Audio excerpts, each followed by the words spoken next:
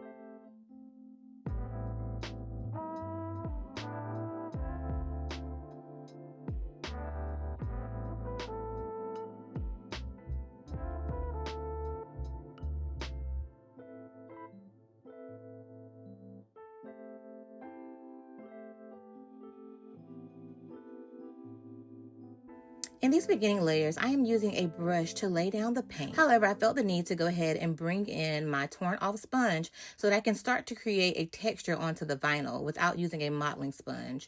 With toddlers, you don't see much mottling, so you want to make sure you build in texture however you can. So with these 2 types of sponges, I am showing you the difference between using a torn off sponge and using a regular cosmetic wedge. So the torn off sponge actually shows you a little bit of skin texture, if you will. And then with the cosmetic wedge, it's just a smooth finish. I really prefer to use the torn off wedge whenever I can to give me that blurred skin effect so that by the time that I'm done, it won't look as though it's a baby alive with a completely smooth finish.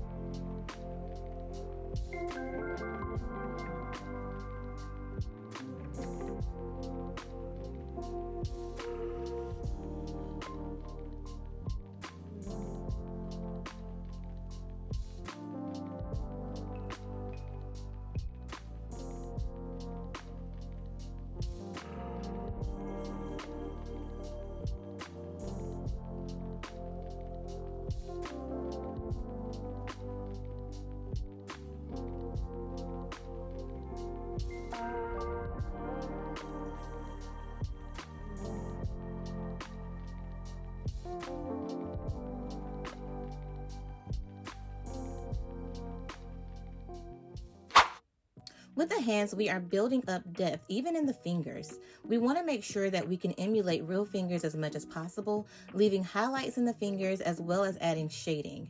It's very important that you look at a picture of reference so that you can make sure you match it as best as you can. So I am just building in some of that brown mother wash onto the features of the fingers, and I'm also using my hands. You'll notice that I don't have gloves on because I'm using my hands as a reference just to make sure I can mimic as much realism as possible.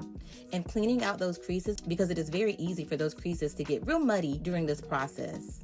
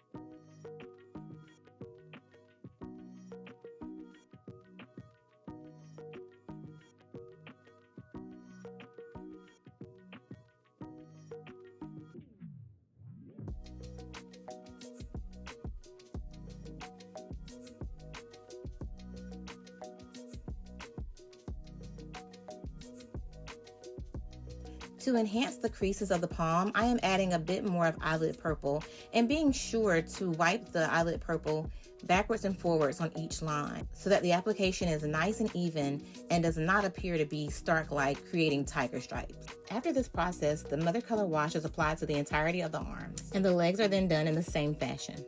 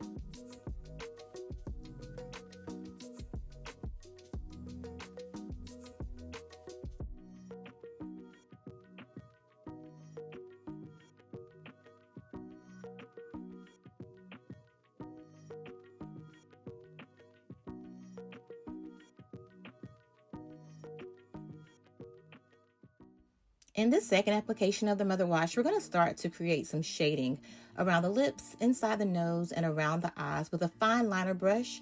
And then we're going to apply paint in the shaded areas with that textured wedge.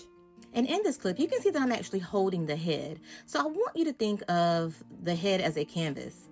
So with that being said, most artists paint a canvas on an easel, right? It's much easier to put the canvas on an easel than it is for you to actually hold the canvas and paint. Keep that in mind whenever you are painting a very large head of this size. In my case, my easel is an empty bottle. And on that note, I'm going to say goodbye to you guys until the next upload, but feel free to stay and enjoy the rest of this video, and I will see you in the next upload.